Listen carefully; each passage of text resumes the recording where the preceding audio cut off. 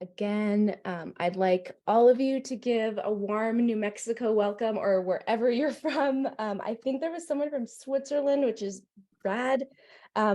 Please give a super warm welcome to Christy Miller of Marfa Meats.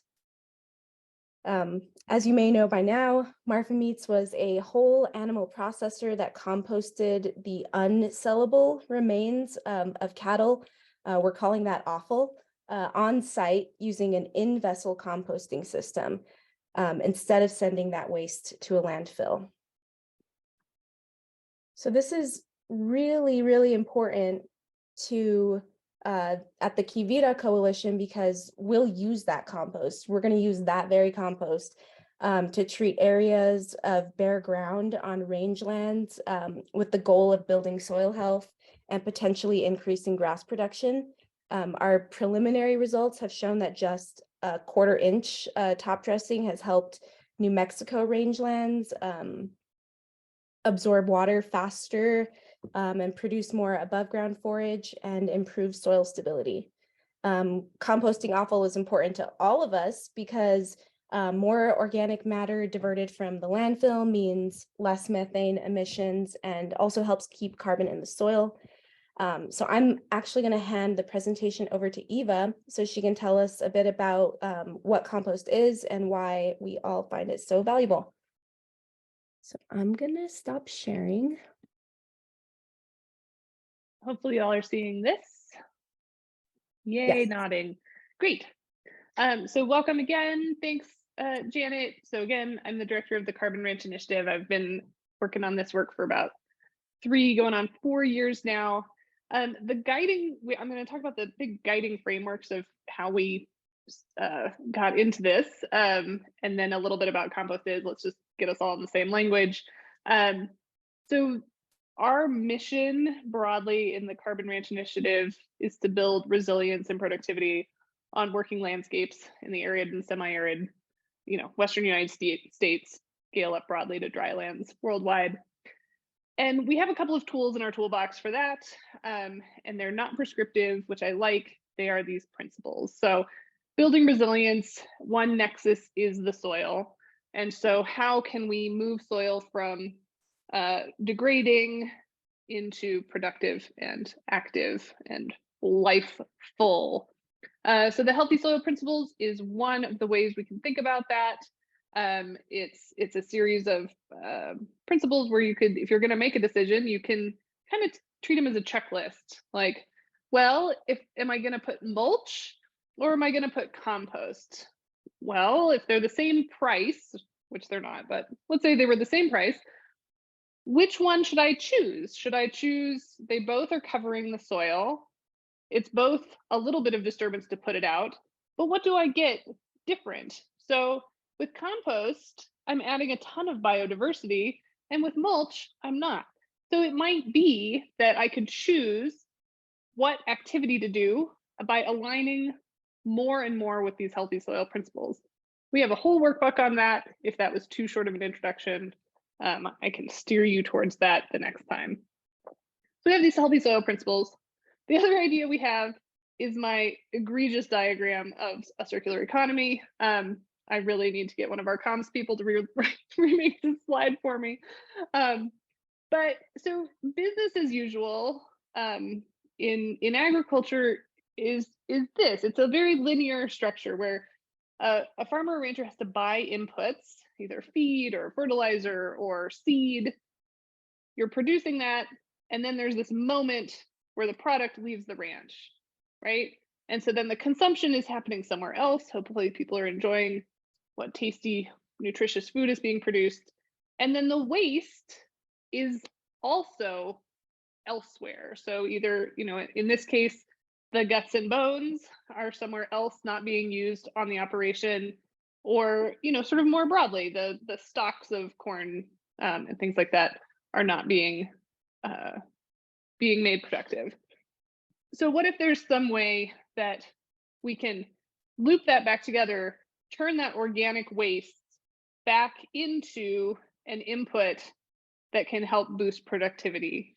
So it takes a lot of, as we're learning, just a ton of focus and really big systems thinking of figuring out how to keep the waste on farmer ranch and being productive. But this is sort of our vision of the future. And again, this guidepost of how we try to make decisions aligned either with healthy soil principles or this idea of circularity and making waste productive. So let's, in the chat, let's take 2 minutes. Some of you have done this exercise before, but let's think about soil, let's think about compost, and make sure we are all on the same page. So first, if you're looking at a sandbox, would you plant vegetables into a sandbox? Why or why not? Go ahead and start throwing some ideas into the chat. Or feel free to come off mute if you would like to. How about water? What's going to happen with water?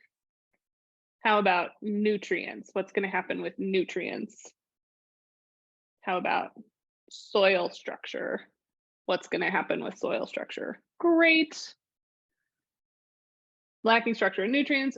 Excellent. Very active. No living organisms. It's actually, yeah, we find almost no organisms in belly ground sand.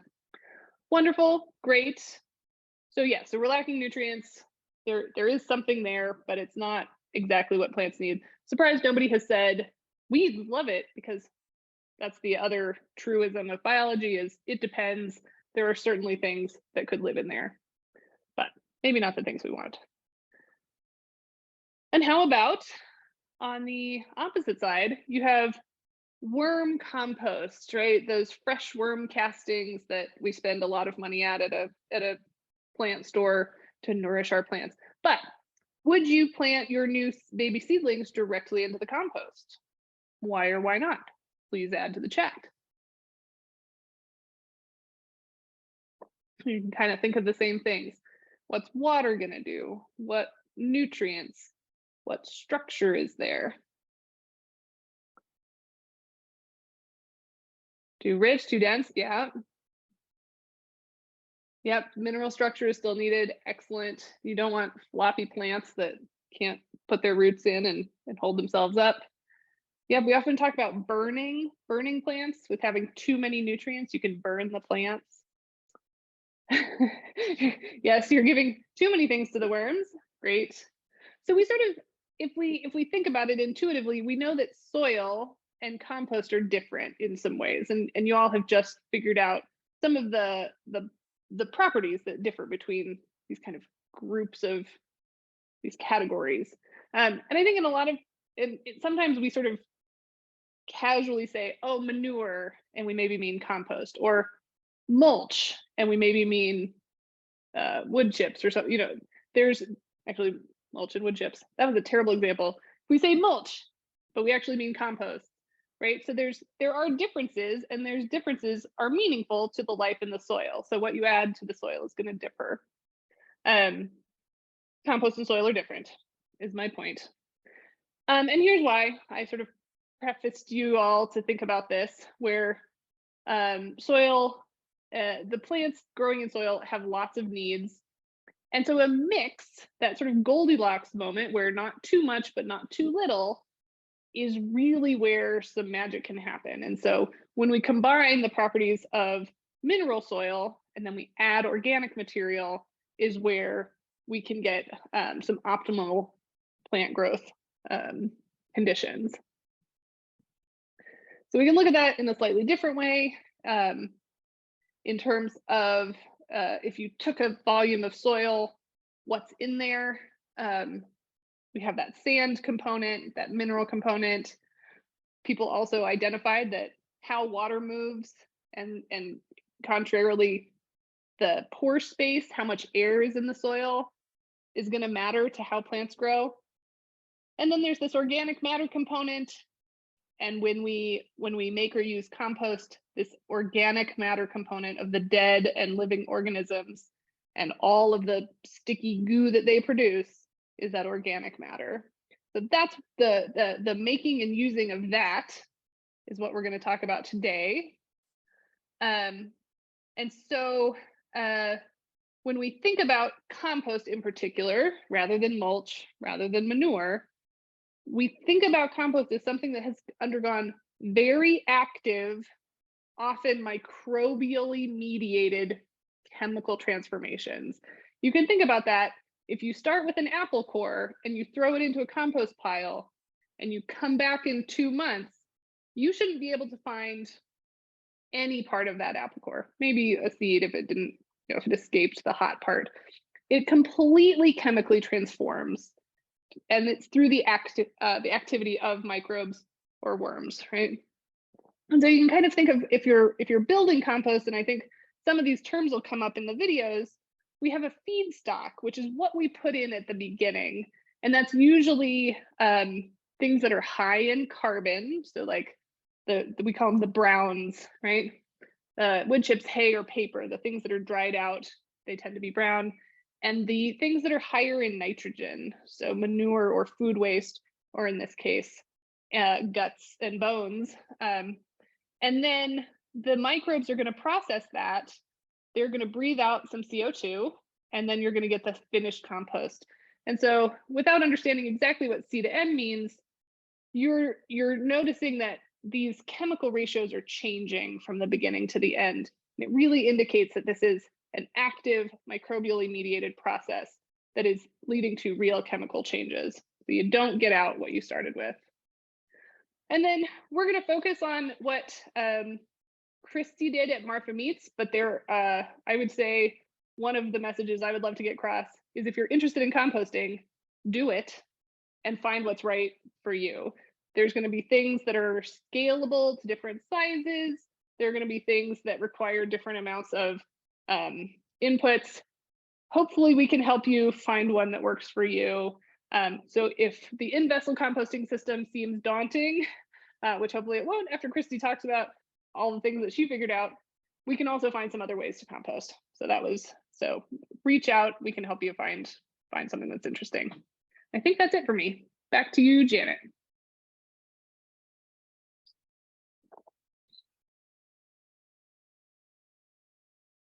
Who might be muted?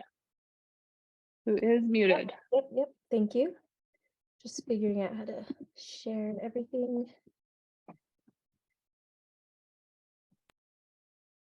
All right. Thank you, Eva. If you all have any questions so far, just hold on to them for now or put them in the chat, and we're gonna have a little question and answer session just after the first piece of our interview. So the first set of videos will be about 25 minutes, and it's going to be on the composting process, so making the compost, some joys and challenges, and also some costs of making the compost, and then we'll have some questions. So, oh yeah, since this is a webinar about composting cow guts, there is some footage in this very first video of cow guts. So it's right at about 2 minutes. So that's a warning. All right, so without further ado, let's roll this. Alrighty.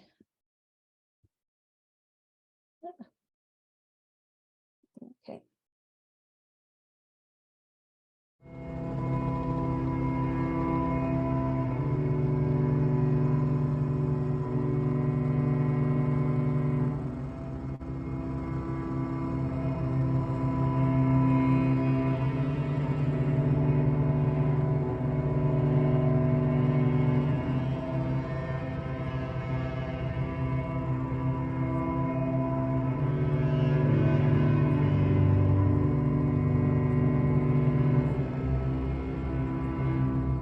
So Marfa Meats opened in May 2021, and we are located in far west Texas in a very remote area.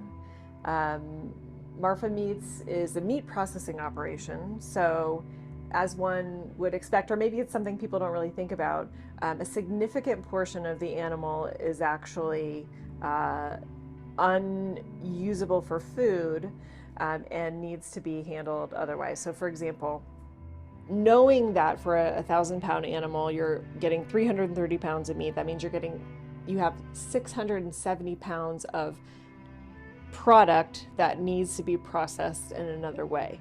And so here we have kind of two different paths.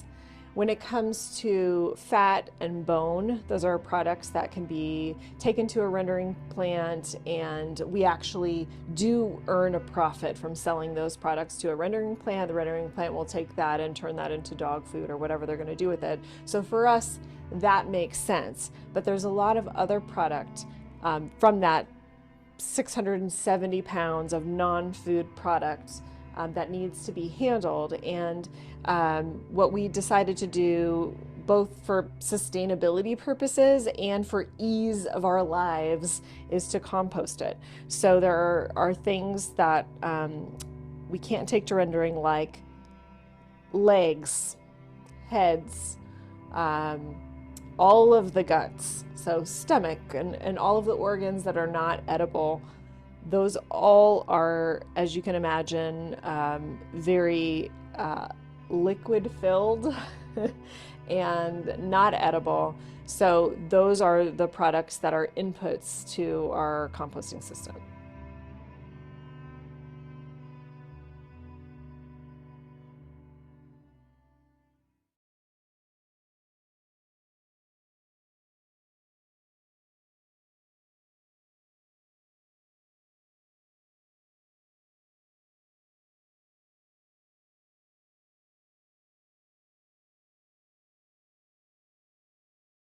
So, knowing that our goal is to try to basically take care of our own mess and handle our shit here instead of having to haul it, 3 or 4 hours away, we endeavored to implement this in-vessel composting system. And so the reality of what that means for us is that we had to find a carbon source. So carbon is, takes a lot of forms.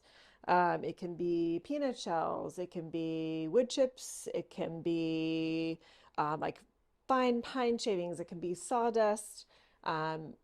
Cardboard is carbon. There are all kinds of more processed products that would be considered carbon. So we were looking for a carbon source that we could utilize with this in-vessel composting system that would be accessible here, which, as I said before, we're in a very rural area, so finding anything accessible is difficult. So that was step one, is to try to figure out what carbon we could utilize. And then, of course, the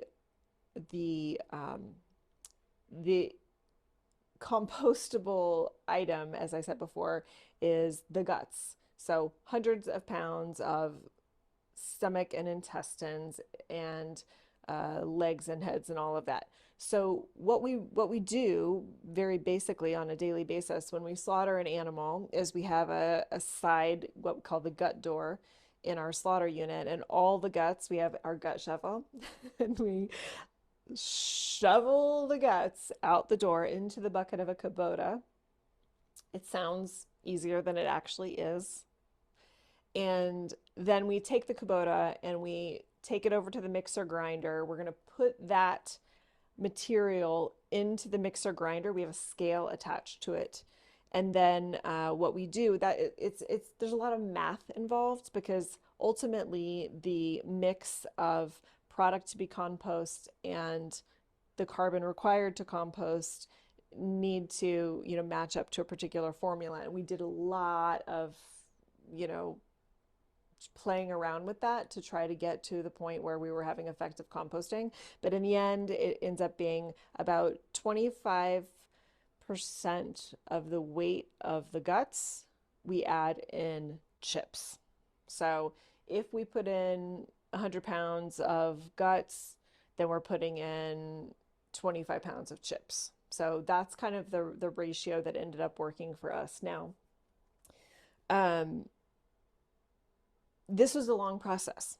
So as I was saying before, we wanted to be sustainable and use products that we had here locally. We don't have a sawmill here, so we didn't have any fine pine chips. We didn't have any sawdust. So tree trimmers, right? Like people get trees trimmed. Not that we have that many trees here, but there are tree trimmers. So we started having these tree trimmers bring piles and piles and piles and piles of tree trimming chips. Well, it didn't work because apparently those chips are not fluffy enough for the composter. So it was a big smelly mess for about a month until we realized what the problem was. So we ended up looking for an alternative carbon source, which ended up being these pine shavings. Like think of like what you would use for bedding of a horse, pen or something like that. Those worked amazing. So everything I'm talking about here is in relation to fine pine shavings, which unfortunately we have to buy, which is very frustrating because we really wanted to use someone else's byproduct. However, I think for people who live closer to a sawmill or closer to any area that's got access to more materials like that, you'd be in a better situation than we were. But we did finally get to the point where we knew what the ratio was. So back to the mixing. So we take the Kubota, we dump the guts into the mixer grinder, capture the weight, add the appropriate 25% of pine shavings, measure the weight. Once that's all good, we turn on the mixer. It's like a giant KitchenAid, enormous, you'll see it, and let that run for like 20 minutes so it's like fully mixed. It's like the most disgusting cake batter you've ever seen. And then at that point, we have a conveyor belt, and the conveyor will take those guts up and into the composting vessel. We have so many debacles. Like, for example, there's a sort of like a guillotine kind of door in the mixer grinder. So if you open it too much, then too much comes out and the conveyor's weighted down and it won't go up. So we learned like the perfect amount to open the door. So there's just enough to like go up and not weigh down the conveyor and actually make it to where it's supposed to go. So much learning. You think you can do things faster, you really can't. Also, realize with the mixer grinder that it doesn't actually really grind anything. It just mixes. So like, we stopped putting heads in there. We stopped putting like hooves and legs in there because it doesn't do any good and it just jams things up. So we just throw those on the conveyor and then they go up and directly in. Then of course, they're not coming out the other end as compost. They're coming out as skulls, but they're coming out as clean skulls. So, we do a bit of sifting when things come out. We have a bone pile, which you'll see. Uh, but hey, look, it's okay.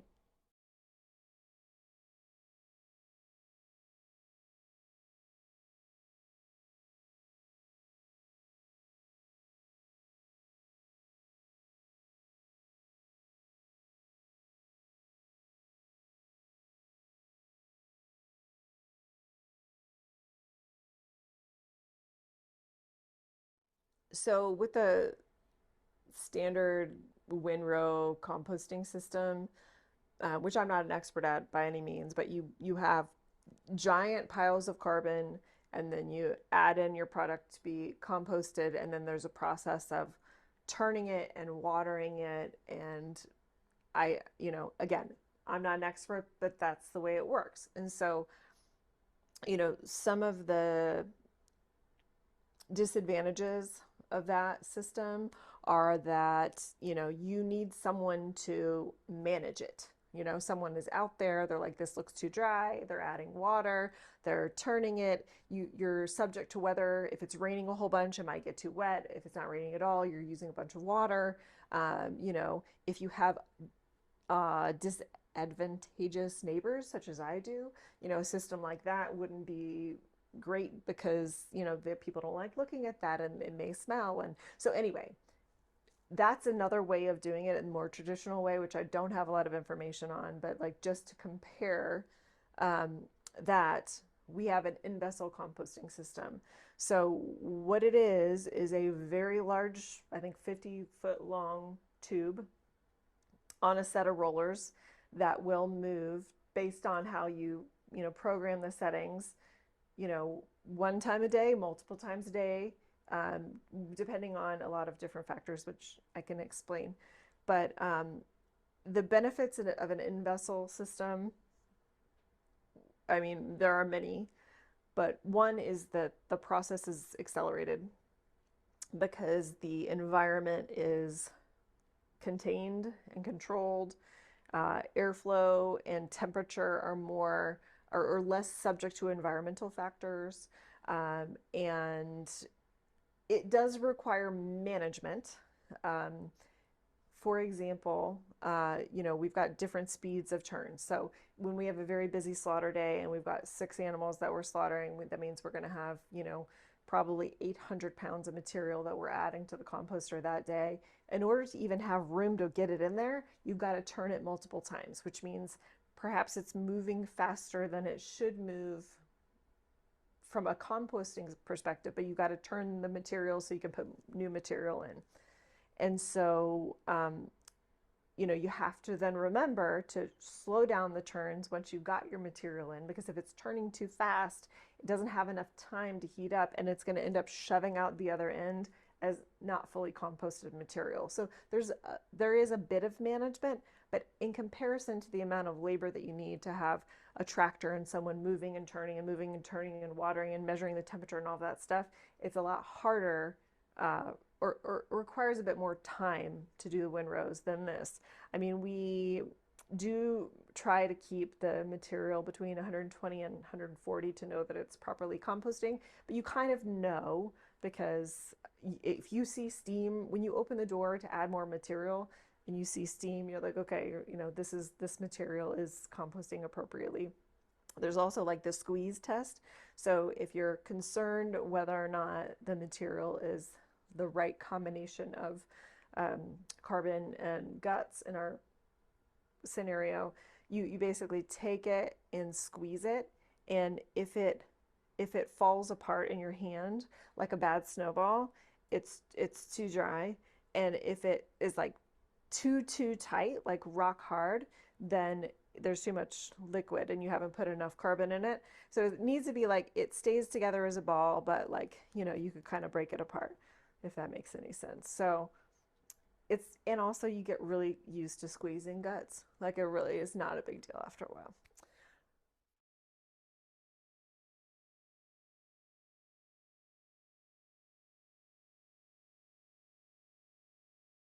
I'm just going to stop sharing really quick because I think, I got news that the sound was a little weird, but I've now optimized the sound. Okay.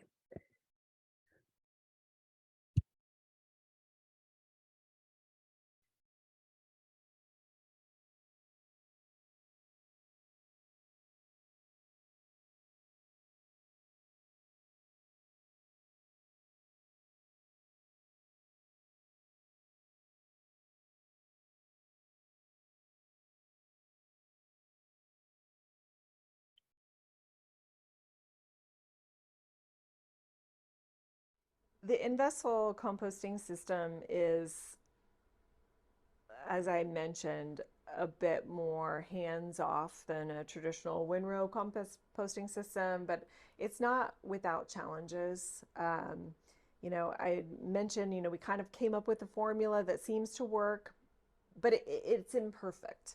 We have changes in weather patterns. And I mean, just a couple weeks ago, it got really cold, and I noticed that the temperature dropped significantly and the material wasn't composting as it was before with our very hands-off system. So, we haven't quite figured that out. So I think we're going to have to kind of, all right, now determine, like, are we going to turn the vessel more times to keep it moving more, and that's going to keep the temperature up. So, I mean, there's always going to be some new challenge that's presented, and you just kind of have to baby it and figure it out. And I don't think that there's a manual, because Even when the folks from this vessel composting system came out here, they're like, oh, this is interesting because the way the winds blow here, wind is coming into the end of the vessel, so it's getting more air than we expected to in a place that's less windy. So, you've got environmental factors, you've got what the weather is where you are, you have what material you're using as carbon and the different impact that's going to have, and what are you trying to compost. I mean, for example, I talked to a gentleman that was using this composting system in Georgia. He was using it for composting whole dead carcasses rather than have to pay to dispose of them. He had a big, I think, a feedlot or something. He was using peanut shells. So his system is completely different from my system.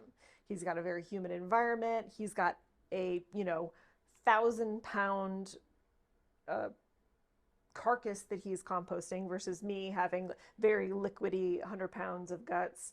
He's using a different carbon material. So it is not without effort and exercise that you're going to get to the point where you know what you're doing. You can't, if you don't have the curious spirit, you shouldn't even try, because it is going to take you forever to figure it out. It's a worthy exercise, but it is not something you can plug and play, even if the salesperson that wants to sell you one of these in-vessel systems tells you so.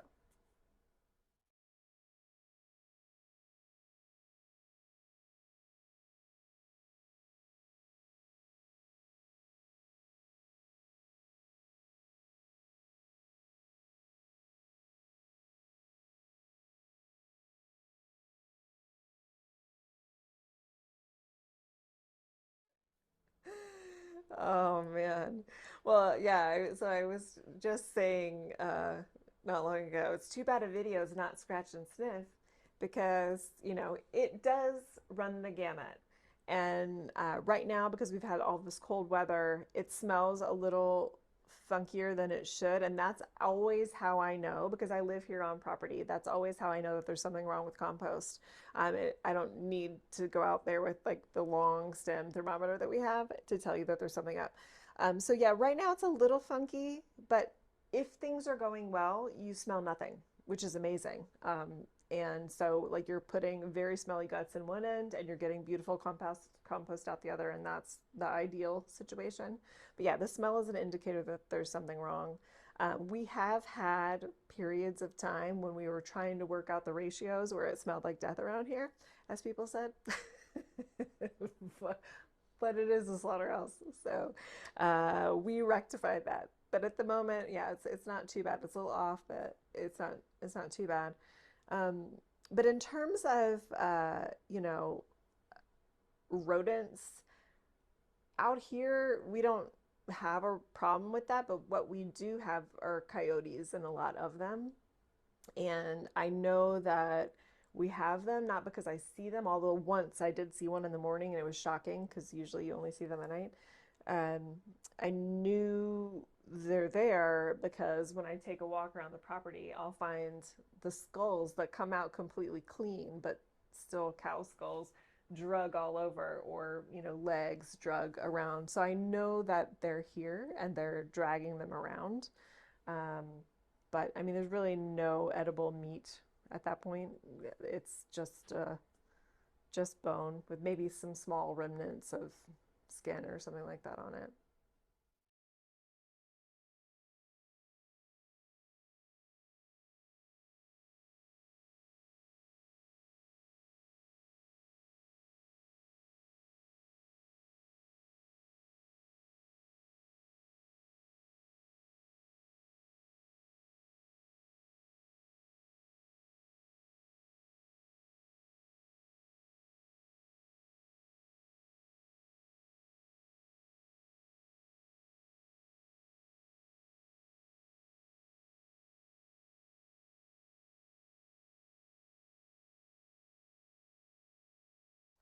I guess I would say, it's the same advice that people give you about your own health care. Like, you need to advocate for yourself. Um, while this system does serve many purposes, the sales people that sell you these systems make it seem as if it is like magical plug and play device, which is not true. You know, we talked a little bit about some of the challenges. So just know that while there are many benefits to an in-vessel composting system, it is not without effort or exercise, and you should just be prepared for that. Would I do it again? Yes, I would have to, because I am in a very remote location. I think that if I were, I think this would be a beneficial system for people who have more access to other byproducts. It's been a pain in the ass. I mean, it has truly been a pain in the ass. There are benefits, and we didn't really have another option. But it is not for the faint of nose or heart.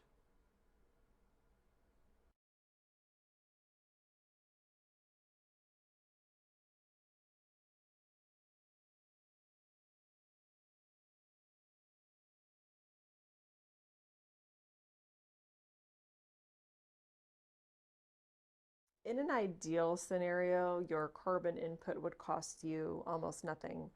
I think we were talking a bit about, you know, if you can get peanut hulls, or if you can get sawdust or someone else's byproduct that they want to get rid of, that's the best case scenario. But unfortunately for us, because we were having trouble using the free wood chips we were given in this particular in-vessel system, we have to buy pine chips. So I'm going down every 2 weeks to the Tractor Supply and buying a pallet of 56 bags of pine shavings. That costs $456. So it's not insignificant.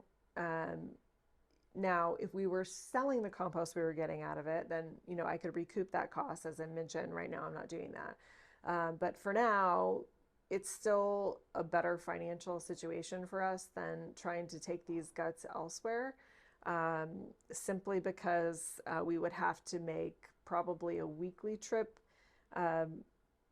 with a truckload of guts, which is going to cost $850. So it's better to keep it all here, even though the cost of those pine shavings is high.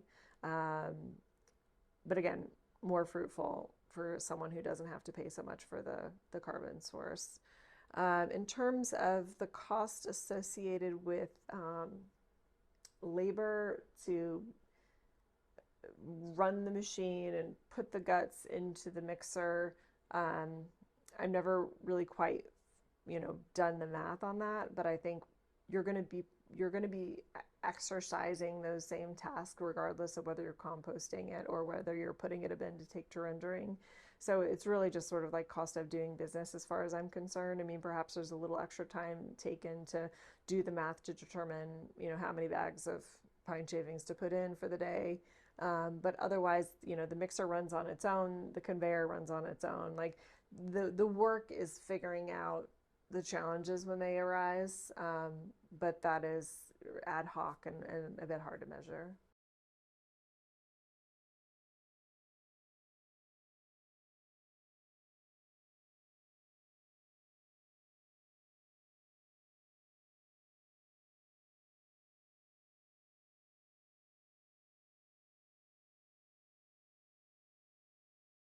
Alrighty. So now we're going to break for questions and comments, and just have a discussion about those videos that we just saw. I saw some questions in the chat as well. So if you want to just come off of mute, we can talk about this. Someone asked about a bone crusher, and I did just want to note that they have great bone crushers out there that will actually take a skull and crush that into fine bone that would certainly compost if you put it in the composter. I can't remember now. I mean, it was a significant cost, I think over $10,000. And so I just opted not to do it for the short term. but it certainly is out there, if that's a concern, especially if you're going to plan on bagging your compost for sale, or even if you're selling it bulk, and you don't want to have to deal with sifting out the bones that are there. We just didn't get to that point, because, composting was a solution for our waste more than a primary exercise for us. We were really just trying to focus on making the meat processing business sustainable. And so it just was an afterthought, but it is out there if anyone's curious.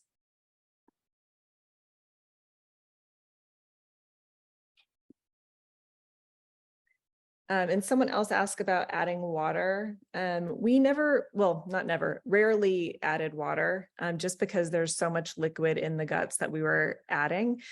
We did add water once because we had miscalculated the amount of carbon and it was really dry. And so that was a mess for a while. We just basically stuck a hose in there and tried to rectify. But on a normal basis, based on what we're composting, we didn't need additional water. Mm-hmm.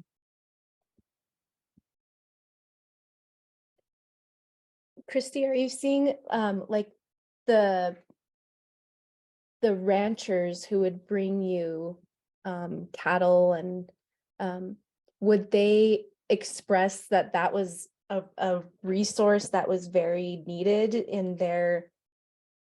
as part of their production? Like, are they if they're not taking them to you, where are they taking them? Yeah, so it was extremely beneficial for our community, where there are, a significant amount of ranches. And so, I just got a text message yesterday from someone who was like, I'm just so bummed that you're not there anymore, because now we're going to have to drive 3.5 hours. So there are other processing facilities, but I think the closest one is actually only about 2 hours away, but they only handle super limited volume, and they close for a significant part of the year for game. So the ones that are always open are 3.5 hours away to 5 hours away. Oh. Yeah. We had a couple questions of how long from start to compost out the other end. That is such a good question, because there's no way for us to know. It's, as you were saying, Eva, it's like totally transformed. So I have no way to know. I guess I could start looking at the ear tags that come out and be like, okay, well, that one maybe went in this time.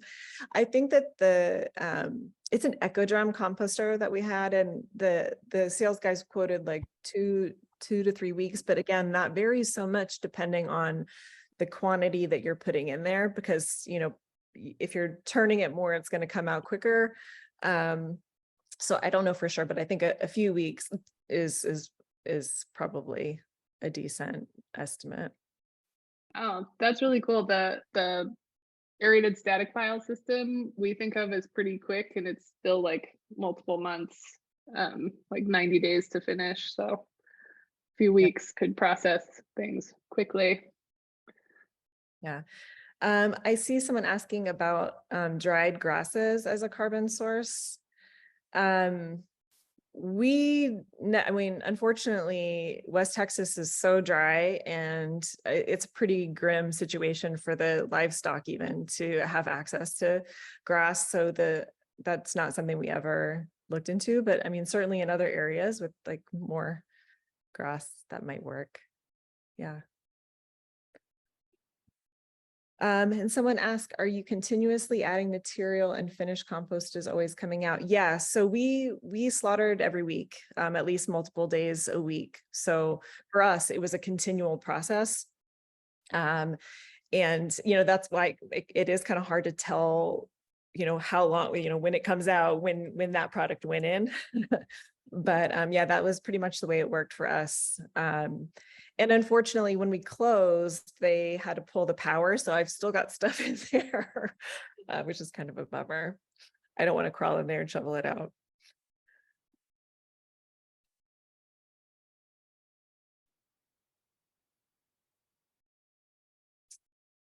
I wanted to respond to Rochelle also. I think Eva also put this in there. There seems to be a lot of brush management going on in Marfa and West Texas. So like removing mesquite and a few other woody bushes, but that could be a possible carbon source. We're trying to also use that to make biochar, and maybe that's another conversation. But yeah, that's a possible carbon source. And I don't know actually if there's been any research done on, different types of trees and how they might impact compost, because I do think part of the challenge that we had in using the wood chips that we got from the tree trimmers is because there was so much variability. Like some were, very old dead trees and some were fresher trees, and they were different kinds of trees. And so I think, maybe if we would have had a more consistent source of that, we could have come up with a formula that worked. So like if we're only using mesquite, then, maybe that would have worked. But we had such a hodgepodge that the inconsistency just made it almost impossible for us to be successful, which is why we moved to the pine shavings. But I think, if you had like any kind of consistent carbon source, you can figure out a way to make it work. It's just we didn't have that consistency.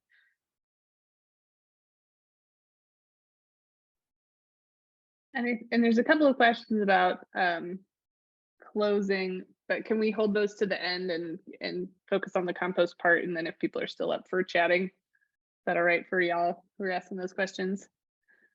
Thanks, Eva. Hey, Christy, can you reiterate where you got your pine shavings, please? I missed Yeah, it. I just got them at the Tractor Supply. I just bought them by the pallet. Okay, thanks.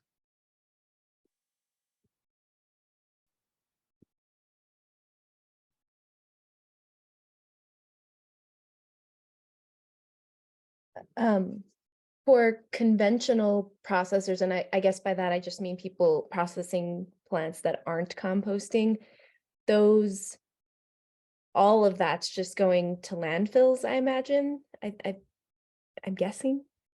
Well, okay, I know that at least the rendering plant that's closest to us is in San Angelo, and they will take bone and fat, and they will take guts as well, but they will not take heads and hooves and legs. So all of that's got to go somewhere. So I'm assuming if the rendering plants aren't taking it, then it's got to go to a landfill. But I don't know exactly what the process they utilize is. Yeah. At least there's a couple places that they're just sealed into 55-gallon drums and taken away. So. Yeah. I mean, at the beginning, before we had the composter, I would just have to load. We had a gut cooler, we called it, but it's basically a 40-foot freezer where we keep all of our, guts and everything in the interim before transporting. And we would just have, 10 buckets full of heads and hooves, and then we would drive them to the dump in Alpine, and I would just tip them over. I spend a lot of time at the dump, and it's just like, I can't even believe honestly that it's legal. Like I just like dump a bunch of heads and leave. It's like the next person who comes after me. Oh. But yeah, I mean, so that is probably what's happening on a extremely, I mean, these places that process 3,000 a day, like where do 3,000 cow heads go? I that's a question I can't answer. Yeah. And I think if I remember correctly, there's like special permits for the people who haul the guts from where they start out to where they need to be. So yeah, it just seems like a really expensive process to get rid of this, what we think of as waste, but to see it being turned into a valuable product seems like it's like such a natural process, but we've just gone so far away from it.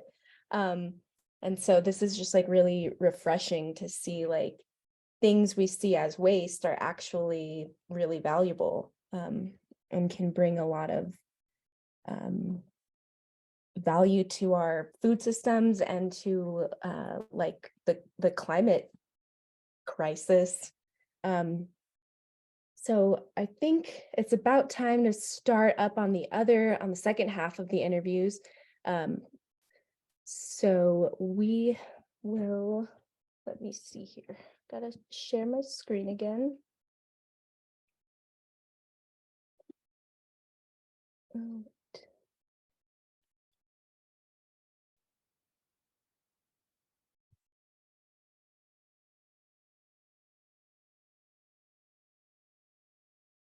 I think you all can see this.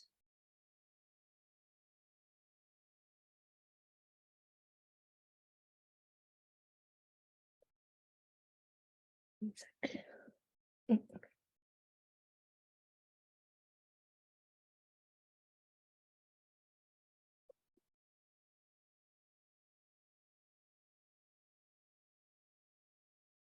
All right, y'all, get settled in for another 15 minutes and then we'll have another Q&A after that. So it's always been the intention to sell this compost, but right now it's just in a giant pile for a couple reasons. One is because we've been so busy with our primary focus, which is processing meat, that we just haven't gotten around to it. And you know, this kind of operation requires such an immense amount of capital. Like I was looking into a compost bagger. It was like $15,000. So it's like, okay, well, if it's going to cost me $15,000 to buy a bagger to bag the compost, I, that's my secondary priority. So that's where it remains in the priority list. However, another thing to note, probably two other things to note. One is, in order to sell compost, you have to get it tested for pathogens. Not a big deal because these in-vessel composting systems really make it very minimal that you're going to have any pathogens in your compost, but you have to get it tested routinely. Also, what was my other thing? Pathogens. Oh yeah, like I was saying before, because you know we're not totally grinding up the legs and the skulls because our grinder isn't really a grinder. You know, we've got skulls that have to be sorted out. So in order to, you know, give someone a bag of compost like they're used to getting at the Home Depot, we would have to have some kind of, you know, like filtering system to get out the big chunks of stuff. And that is not, again, one of my top priorities. So right now, we just have mountains of compost out there, and I'm not selling it. I'm not really trying to. However, we have people come to us. So for example, there's a winery in Fort Davis that is very interested in getting this compost, and they're going to spread it around their vines. And I mean, I put it on my garden last year and it was bonanza. But again, it's just not been one of our major priorities to figure out a market for it. Well, I'm sure that there is one.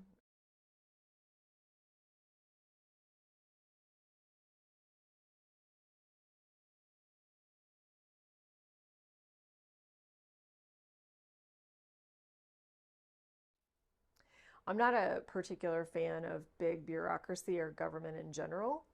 And especially when it comes to someone, you know, like us here, we're trying to take care of our own problems. We're not, you know, wanting to throw stuff on a truck and drive it 4 hours away. Like we want to handle things here.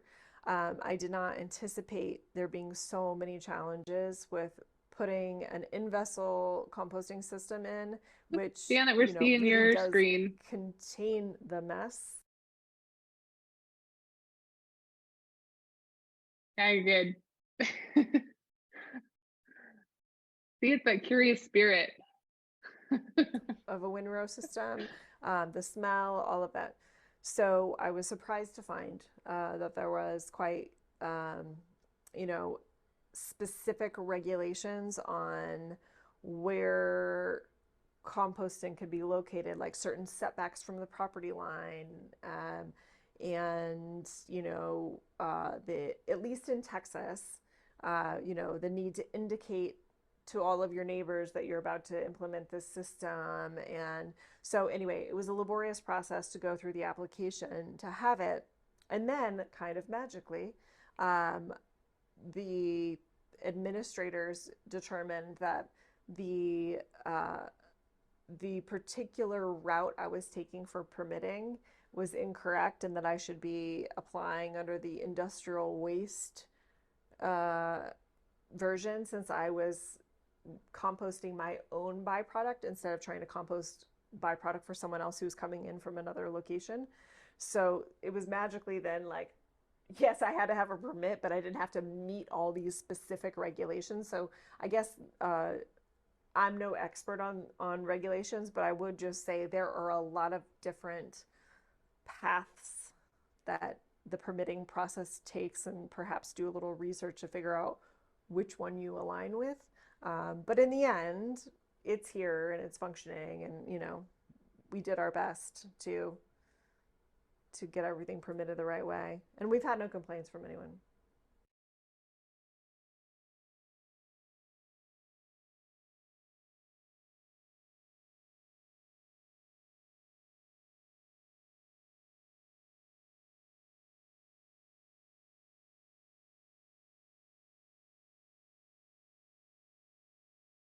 So we did a big garden out front this year. The idea was that we were gonna, you know, have our own little version of a farmer's market, which again got put on the back burner. However, the compost that we produced early on went into that garden, and I'm not even kidding. I was annoyed when I was still getting tomatoes in November. I was like, my freezer is full. Like, please stop. It was amazing though. It was like the best season we've ever had.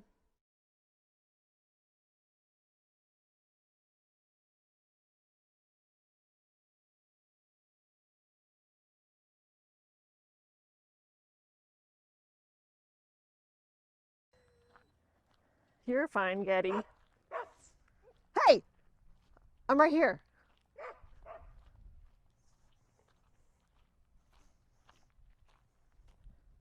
So you can see the bone pile here. We sort of are keeping up with. But look, okay, so like I was saying, the weather has been messing with things, and you can see this is not looking great coming out of here.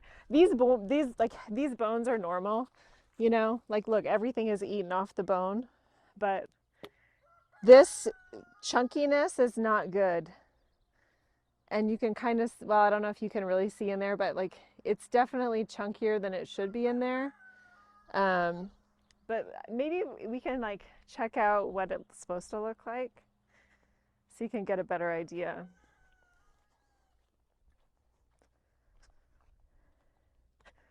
So this is all compost.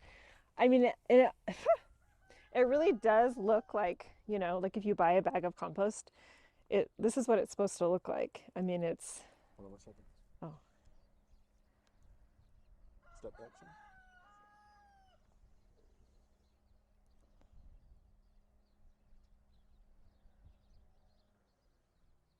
Okay.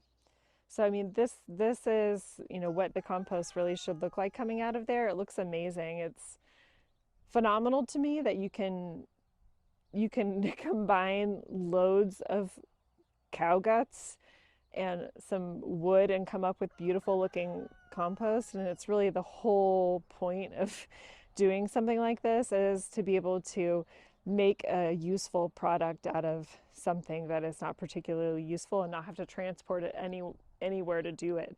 So I mean, as much as, you know, this can be a pain in the ass, like this is worth it, because, you know, we have been able to keep all of our waste here and turn it into a viable product. And I mean, you can kind of see we've got a mountain of it. But kind of what I was saying before is it's not exactly perfect. You know, it's like, okay, well, here's a bone. Whoops. Like, no one wants that. I'm like, okay, here's a little, you know, hoof that is in the compost too. But all in all, like, this pile is amazing. And I went to Joel Salatin's farm, Polyface Farms in Virginia. I think it's Virginia or West Virginia, I forget. But like, that guy does windrow system, but he was so inspiring with his compost, and he also just doesn't give enough. So he like has this sort of problem as well, but they just take this and they spread it on all of their fields. And so like, yeah, there may be a femur or a hoof here or there, but in the end they have super viable crops growing and it all makes sense. So like I think that like the thing that we have gotten disconnected from is what it actually takes to eat food. And it doesn't come in a freaking package, and not everything is beautiful, but like this is a viable, amazing compost that we made right here based on the byproduct of locally raised beef that is spectacular. And so like what we have here is what's real. And so when you buy a bag of beautiful, amazing compost, that's great. But this is beautiful, amazing compost too. It just has hoofs in it. And this is the reality of what doing things on a small scale looks like. And so I guess what I'm saying is just like, look for opportunities to get what you need, not based on what it looks like, but what it is, like what has been put into it. Because it can have a beautiful bag and be less viable than something that has got a hoof in it.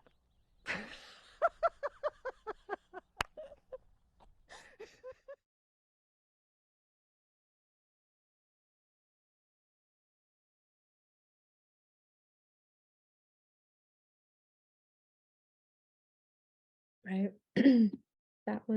I'm not crying or anything. um, I love that last video. I think that last, just like what Christy shares is amazing right there. But yeah, if you all have any questions or want to speak up, just go ahead and unmute or write in the chat.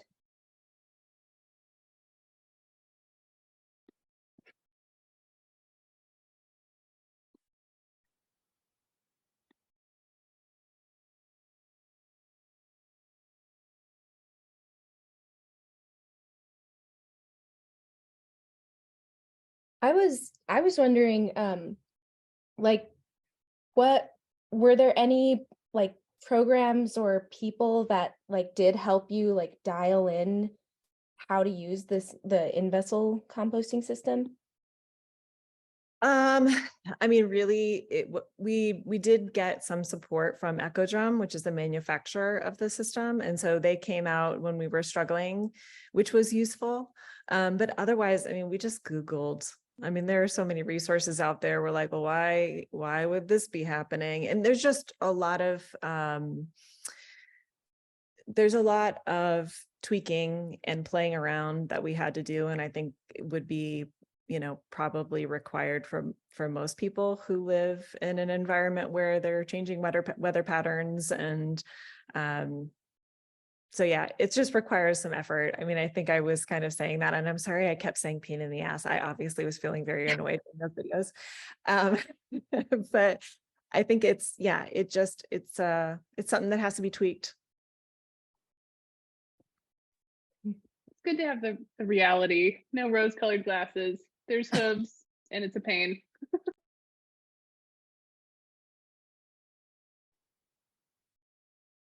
Although I will say, I mean, there is something super satisfying about every time you open that door and the steam comes out, you're like, yes, it's like another successful day. And then when it's not, you're like, oh, geez. But it's pretty powerful process. And I'll just say we got some samples of the big pile tested before we put it out. We're probably not going to share the raw numbers, but if folks are interested, we could do a little summary and share that out. It's qualitatively very similar to other composts that I've gotten tested. There's the C to N ratios and some of those other things, and then you just kind of keep your eye on the potentially more harmful ones. Like, we don't want to add too many salts. We don't want to add especially where we're already salty. And we don't tend to have to worry about it of adding acidity to our soils because our soils can handle it. But I know in other places people really are mindful of specifically the salts, the pH, and then you know, it would be, I think it's really different because you're not composting, you know, municipal waste, but I know there's folks that worry about heavy metals and things like that that don't get broken down in the compost. And eyeballing it, not as a chemist, they all looked in line with the things that I've seen before, coming off of yours. Yeah, that was all. So happy to share some summary of that rather than have people wade through the raw values. I said Rochelle was asking, is the system specifically for offal? No, I mean, you can use it for anything. I can just only comment on offal because that's what we used it for. I know that there was some incentive recently in Canada for in-vessel composting systems. So I know that they're using it in like a very wide reach up there right now for all kinds of uses. So you might be able to find some other examples online of exactly how they're being used.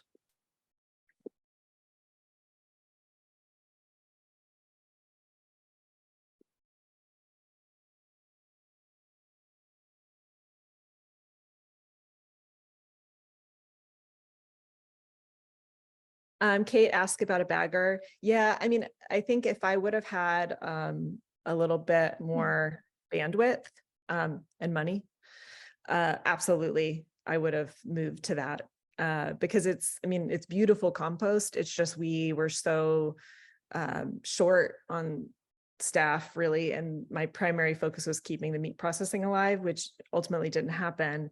But you know, with a little bit longer runway, we would have absolutely gotten the bagger.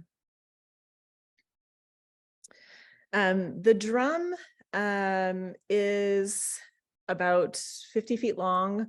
I would guess it's about 8 feet wide, maybe slightly more narrow actually.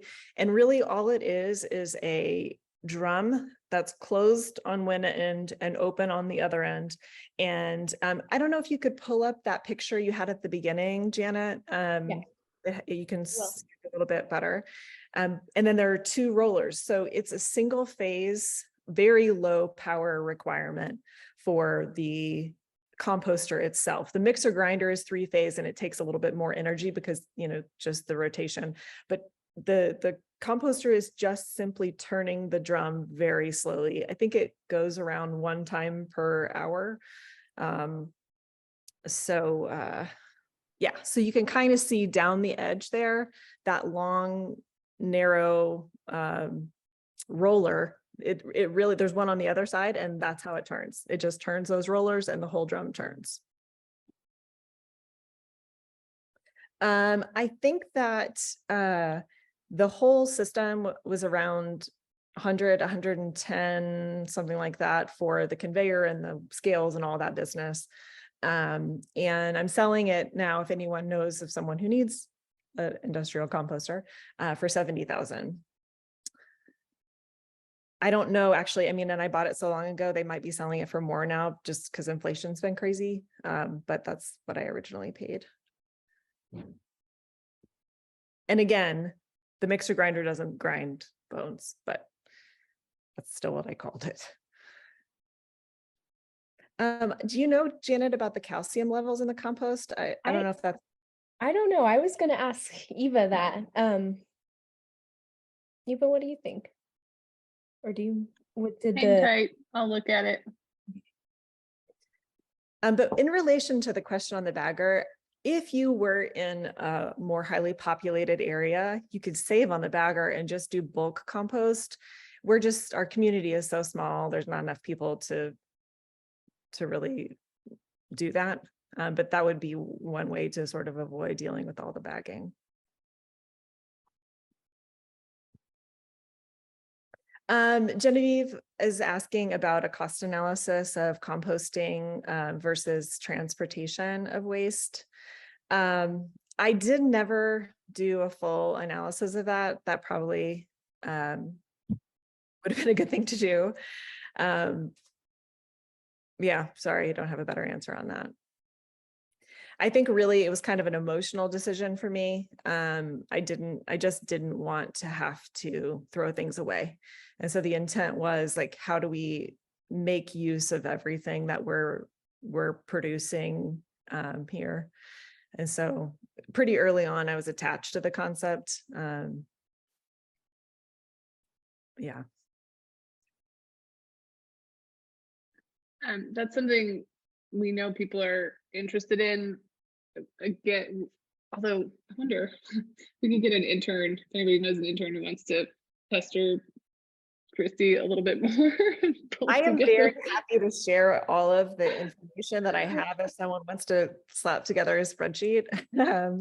It really If somebody else is doing the work. Anyway, we could think about that. And but yeah, we're gonna work on it on, so we have the one I shared in the chat is on an aerated static pile. No, I'm sorry, is on a windrow system. We'll, by the end of the year, we'll have an example of some total, at least a case study, total cost analysis of aerated static pile system, which is really a really relatively low cost to set up, but you still need the heavy machinery to load things up. So I think I'm glad to know that people are asking about that, because it's something we think people are interested in, and so stay tuned. And if anyone knows of other people who've been doing these kinds of cost analyses and we can share out, let us know and we'll get those out to other people.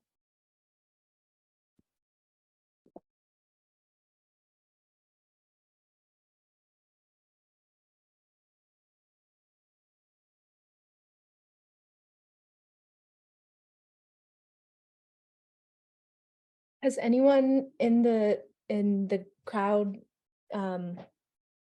do any of y'all work with meat processing or have composted animal remains? I think I saw someone in the chat was doing humanure. Yeah, what is that? I think it's composting like human waste. Oh, cool. Yeah, that's me. I don't know if you can hear me. Yeah, we can hear you. I did humanure composting for a long, long time, including on a little bit larger scale for a community of about 100 for 2 weeks. And it is excellent because the pile does get really hot with both the pee and the poop. And it would disappear entire chickens and raccoons and whatever I put into it. Of course, it takes a lot longer, but it's also a system that isn't turned. There's a great book about it by Joseph Jenkins, who's kind of the guru and has been doing it for 30 years. And he's been helping people in Haiti and other disaster areas deal with their human waste.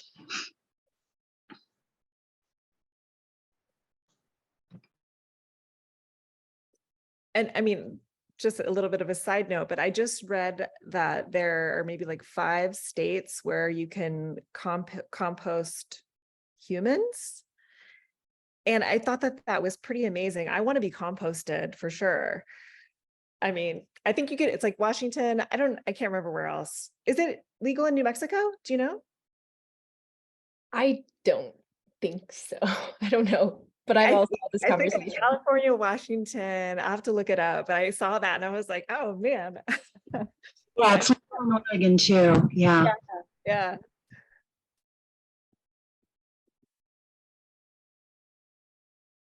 Oh, Colorado did too. That's awesome. Well, Jenna has a good point, about the pharmaceuticals and antibiotics that may be in, oh, you're talking about human waste, Jenna? Or are you talking about cattle? All of the above, potentially. Yeah. Well, I mean, I know for us, oh my gosh, sorry, it's snowing. I just looked out, but did not expect that. So, the ranchers that drop off their animals have to sign a document saying that they haven't administered any antibiotics within a couple of week period, so that those antibiotics have cleared the system. So unless they're not honest about that, I would think that there wouldn't be any residual in the compost either. But I'm not an expert on that.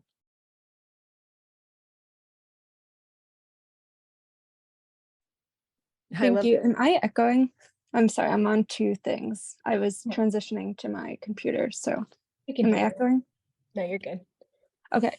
Yeah, thank you so much for like all those insights. And my personal experience with composting is kind of from like the perspective of community composting in a small, well, like a medium sized like urban cityscape. So like I don't have experience composting like animal remains. I've only had experience composting with like, I guess, plant matter mostly.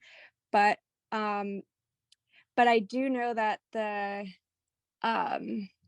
the wildlife, the city wildlife where I live, likes they're both herbivores and carnivores. Like they'll eat all parts of the compost, as it's decomposing, I've noticed. And so when you talked about the smells, like that brought back memories to me, because even though I haven't been composting with like animal waste per se, I know how smelly compost can get when the ratios maybe are off. And and I think and I haven't actually been I do vermicomposting right now. Like I haven't been involved much in community composting efforts for the last year, although I'm interested in getting involved again. And yeah, I'm curious if you see any part of this model, even if it's like at a very small scale, like if you have any insights into that. And then just connecting back to about the pharmaceuticals and such, I also I asked the question because I don't know the answer, but I do know that I'm based in California right now, and there's some researchers doing a lot of work on like wastewater, right? And like there was we to reuse wastewater, we want to like gray water, so you want to reuse water, so because it's that's resourceful, right? Recycling of water. And I think some researchers have found like that there are a lot of like human made like synthetic chemicals in the water, and like sometimes the way like the pathways that they get broken down is like very difficult and like complex. So yeah, that's why I was just thinking in the context of composting, like if you think about even like microplastics, like even like plastic pollution, like even if we try to like minimize our plastic use or pollution, like it still exists in like very fine small particles, right, in our oceans, like in our waterways. So I'm a huge advocate for composting, and I'm also like think a lot about how do we as humans reduce like the possibility that these like potentially like harmful chemicals, even ones that we're consuming, but how they may be transformed through like composting processes, or like I guess water processing facilities, and how do we minimize like I guess the risk that those chemicals are like continue along the like food chain, I guess. Yeah, I mean, I maybe there's someone who's attending who would be able to address that. I mean, I really my experience is limited to this, and I don't know a lot about the technicalities associated with the transformation of anything. Does anyone out there have anything to add on that?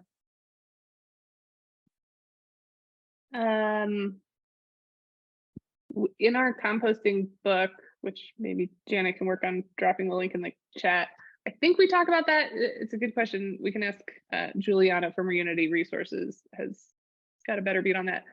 There are a couple of things that just won't break down, but mostly things break down because the microbes are just chemically transforming everything. but I guess I'll just go with mostly.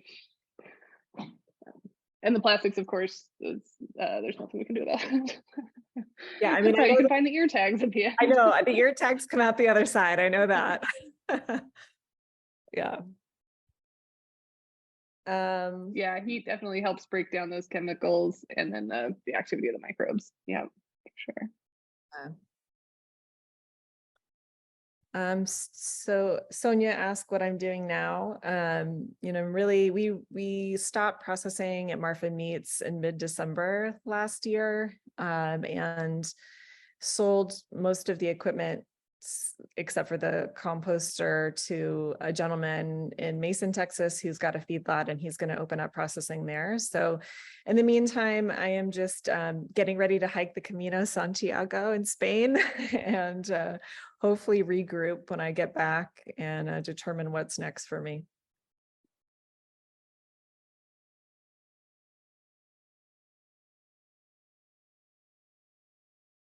I'm adding our technical guide on composting to the chat.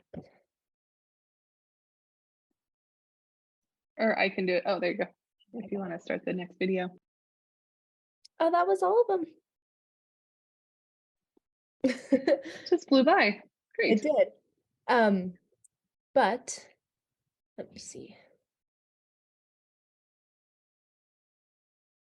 We do have a couple of resources, just like Christy said, the composter. Can you all still see my screen? It's the picture of the composter still. Okay, cool. Okay. That's this. All right.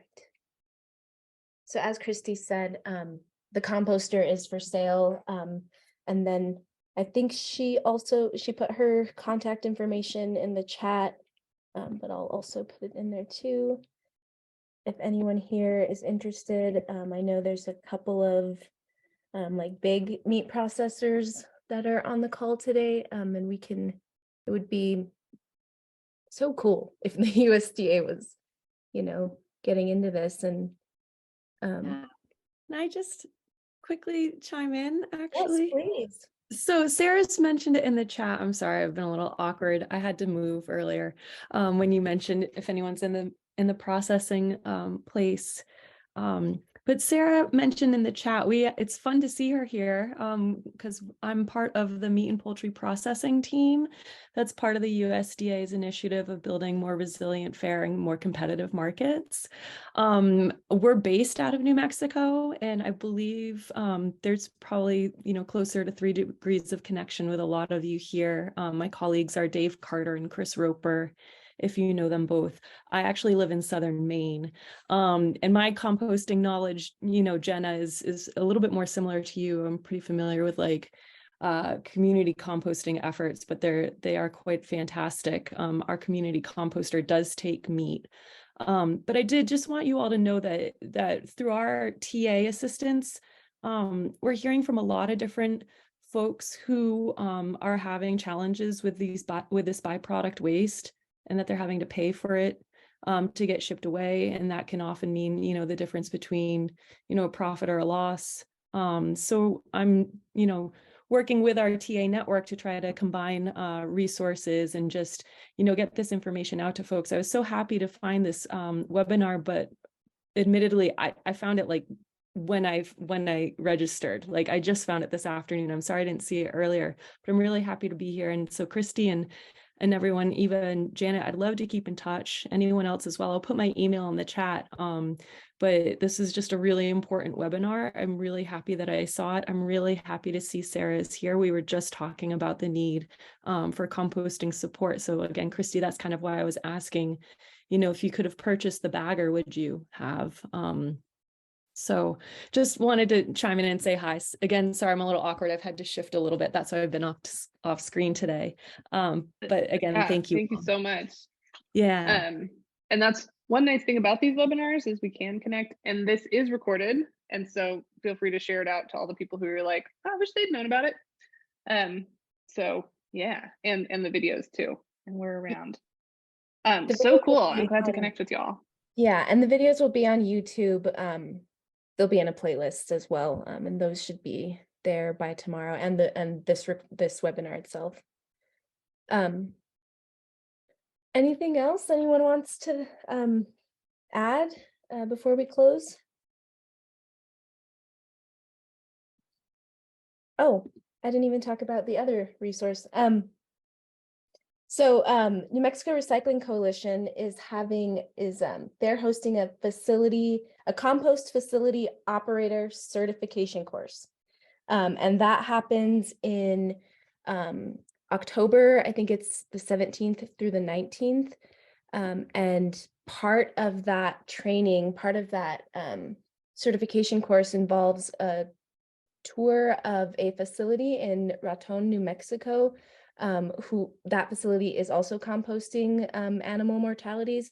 So, there's another resource if anyone else is interested in getting into that course. And we have scholarships available, so get in touch with us. Scholarships.